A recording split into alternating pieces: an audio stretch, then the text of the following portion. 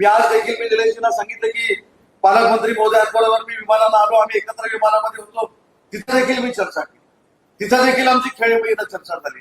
मी ही देखील पालकमंत्र्यांना विनंती केली की तुमच्या डोक्यामध्ये महायुतीची जर काय संकल्पना असेल, तुमच्या डोक्यामध्ये काय आराखडा जर असेल, रवींद्र चव्हाण साहेबांच्या डोक्यामध्ये जर काय आराखडा असेल तर तो तुम्ही आमच्याकडे पाठवला तरी चालेल, आम्ही त्याचा सन्मानपूर्वक विचार करू. हे देखील मी आज पालकमंत्र्यांना सांगितलं. त्याच्यामुळं कोणाला कमी लेखायचंय, कुठच्या पक्षाला कमी लेखायचंय असं आमच्याकडनं तर होणार नाही, परंतु तुम्ही देखील आमच्या पक्षाला कमी लेखू नका, ही देखील सगळ्या मित्र पक्षांना मला विनंती करायची आहे.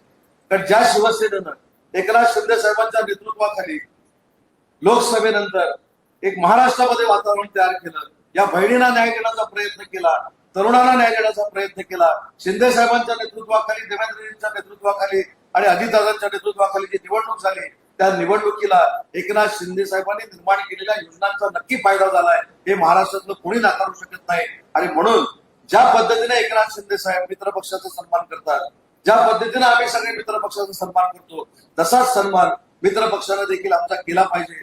ही सार्थ भूमिका कार्यकर्त्याची असणं त्याच्यामध्ये काही नवल असण्याचं कारण नाही.